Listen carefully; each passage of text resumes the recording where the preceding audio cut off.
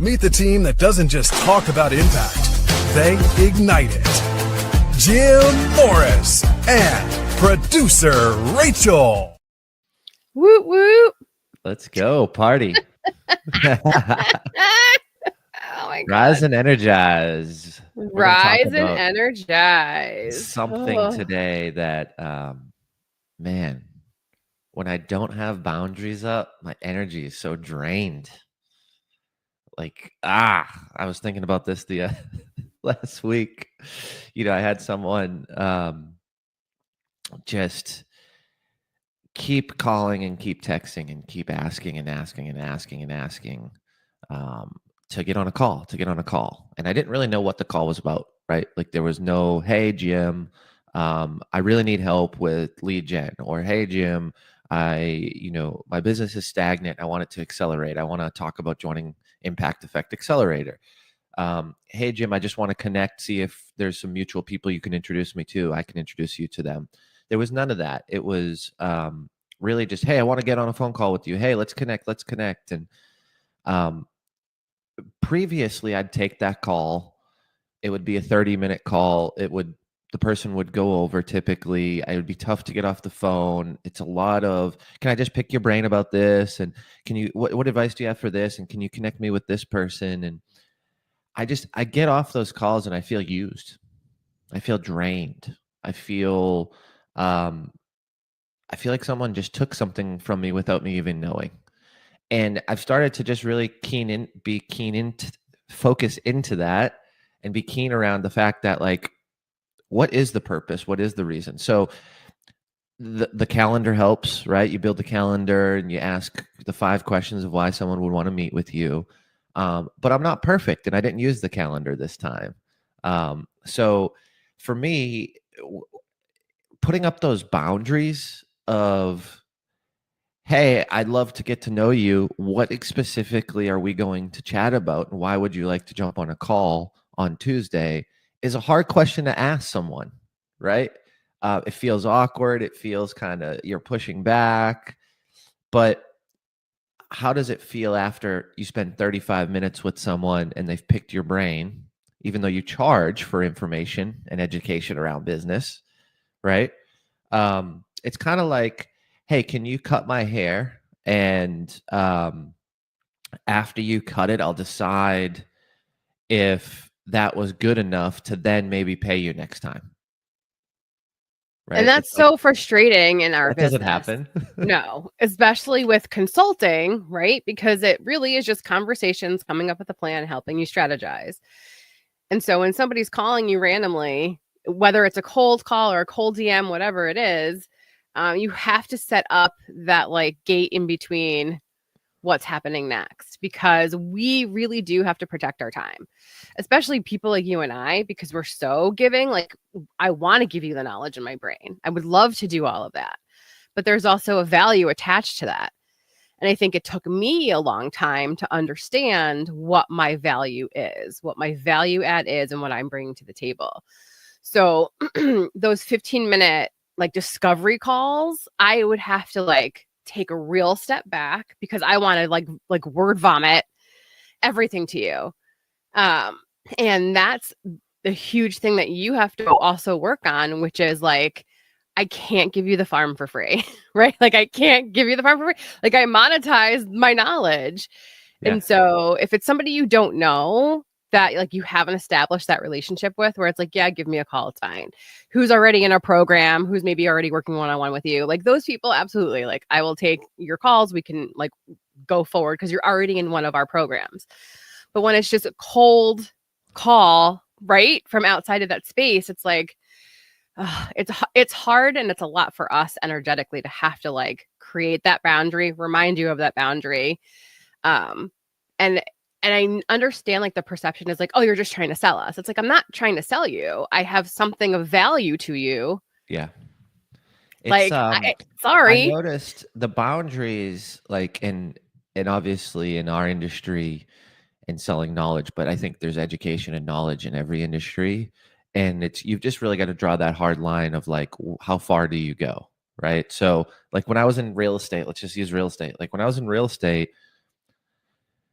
people would be like, hey man, how's the market? I want to buy a house soon. And do you have a lender? And who do you trust? And do you have a home inspector and all this stuff? And I'd be like, yep. And this is what's going on in the market. This is what's selling. You should be looking at 3 beds, 2 baths. What's your 5-year plan? What's your 10-year? You're going to stay in Nashville. You're going to move. You're going to have kids. You have a dog. You need a fence. You need a garage. You like toys. But right, like next thing I know, I've sculpted their whole identity around a home they're going to purchase. And then they're going to use their cousin to purchase it. So even in real estate, you have a wealth of knowledge that, yes, you can share publicly and freely, but when someone takes it without replenishing that interaction or giving you value, knowing that they're never going to pay you for the value, how do you go about that? And I think that's the tough part. Luckily for, realtors, because the law changed with commissions, now you got to sign an agreement to go see a property, right? So that changes a lot of things, because a lot of people were showing properties and then someone going and using a different realtor. But at the end of it all, I think in any industry is, how are you protecting your unique value proposition, right? And of course you can do content and YouTube and shorts and give the house away for free, right? Because you want to help people. But when you're getting in the fine tuning of do this or don't do that, or in your situation specifically, this makes sense opposed to this, I mean, that's the expertise on how you feed your family, right? And it's not just a general overview where you can give someone information, but what is that information doing for them, and how are they using it, and how is it impacting them? If you're providing positive impact from an expertise, then you have to put up the boundaries around that. And how do you do that? You just have to have a tough conversation. It was interesting too around boundaries. Like I was talking to a client yesterday, and she had mentioned she does a lot of stuff for the community. And I do too, right? And I often struggle sometimes with what should I do and what shouldn't I do. And she said to me, she said, well, what's your core values? Here's mine. And here's the 3 things that I help from a charity standpoint. This is me putting up boundaries. And I was like, wow, boundaries can literally be in every aspect of our life, in our business, in our charity donations, even, she was like, if it's not public schools, if it's not helping single mothers, and if it's not, what was her last one? And helping small businesses. She's like, if it's not those 3, then I don't donate it to it, because that's where I want to create the impact. And I was like, wow, what a great boundary. So it popped up. It had me thinking recently. I had someone reaching out to me that I tried to connect with a while ago. They blew me off. I invited them to some events. They didn't answer my text messages. I called them, didn't answer my calls. Then I see that they're struggling with their charity, and now this person wants to meet. And it's like, I've got to put my boundary up. I tried to build a relationship. I know why you want to meet. You want to ask for something, right? If it's not financial, monetary value to your charity, it's how can I get on a stage? How can I speak to Impact Effect Accelerator? How can I get your audience, right? Which is very valuable and very valid to ask, or to position yourself to get in front of other people's audiences. I do it all the time, right? I'm not knocking or downing that. But that boundary had to go up, and that conversation had to, like, I'm not getting on the Zoom. I'm not building a relationship, because I have to have that boundary, knowing that when I tried to reach out, when I tried to build the relationship, you didn't want to provide value to me. You didn't want to connect. You didn't want to see how we could collaborate. You didn't want to come and support anything that I've done, which is totally fine, right? Like, all good. But there's not an expectation for me to come support you, and that's where I have to put up my boundary, right? And it's not a this for that type of thing. It's more of, and someone was DMing me, giving me some shit the other day about human connection and this and that. And I'm like, human connection, what I teach is for you to understand who to connect with or who not to connect with. right? Someone asked me more recently, like, what human connection tactics are you using to connect with that person? And I said, none. And they're like, why? And I was like, because I don't want to connect with that person. Meaning, like, some people are introverts and some people don't talk a lot, and it's hard to build that conversation and get that back and forth convo. But ultimately, at the end of the day, I had to put up that boundary and realize that I didn't want that relationship. I didn't want to make deep human connection. And the skills and the tactics that I teach allow you to identify that, right? If you don't align with someone, then you need to put up that boundary again. And that can happen in a 5-minute conversation.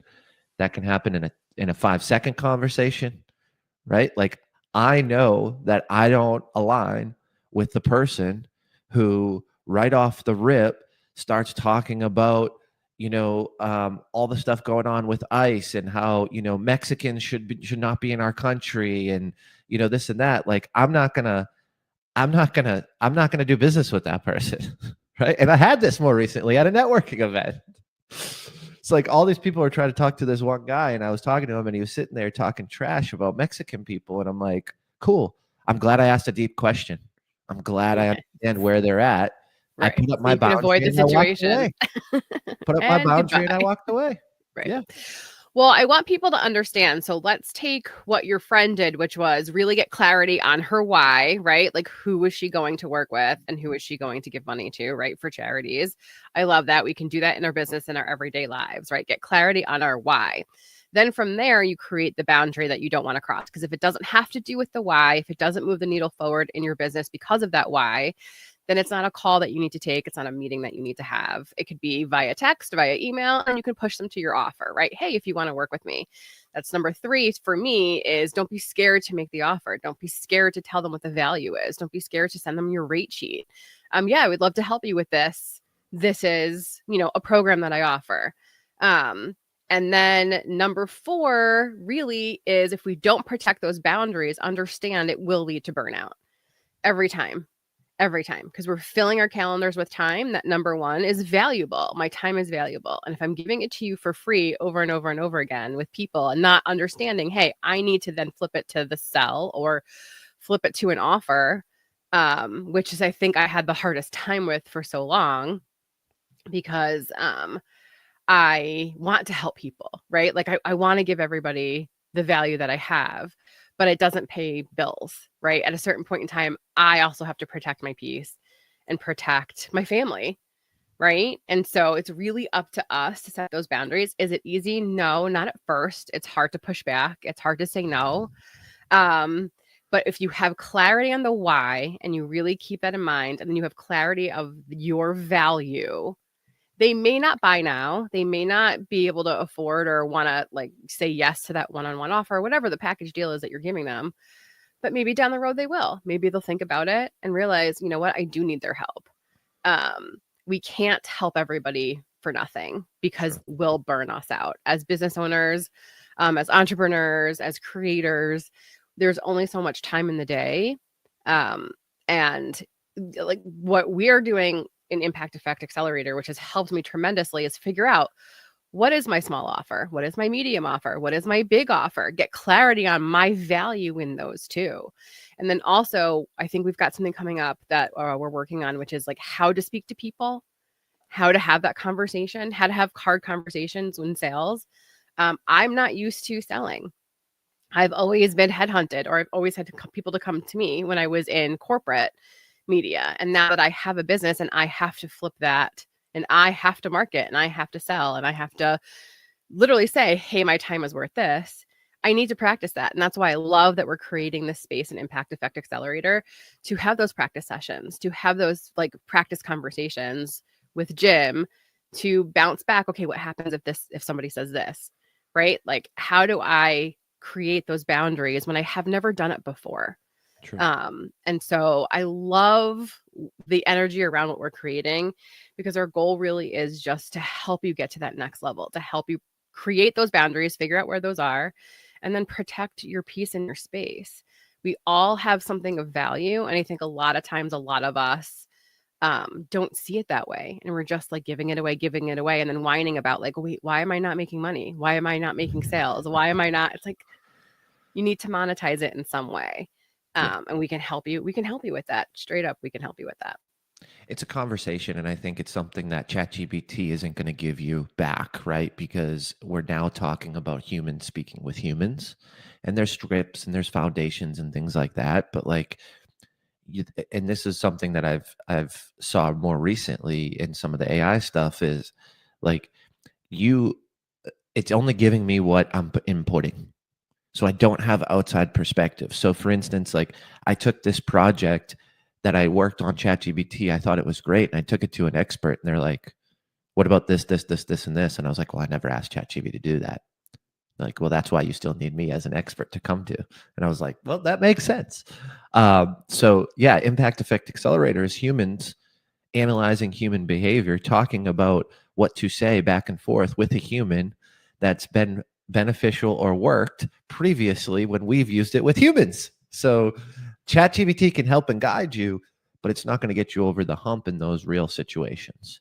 But yeah, I think that it's such a great, powerful conversation today because I think boundaries pop up in so many different areas. And I think if you, like you said, if you know your why, your core values, and you can hold and protect your intellectual property, your expertise, your knowledge, and then make that offer. And sometimes knowing that you have a low ticket offer and a high ticket or a medium ticket, that's where you have discretion based on the questions you've asked in that conversation to then position that offer. And we teach all that inside Impact Effect Accelerator. So that's all I got today. Boundaries, regain your energy, and rise up. Let's go. Exactly. Let's stop the burnout. See yourself as the valuable person that you are, and you do have a lot to offer. So when you can start making that mindset shift of like, wait, I am valuable, your life will shift. Have a great day, everybody.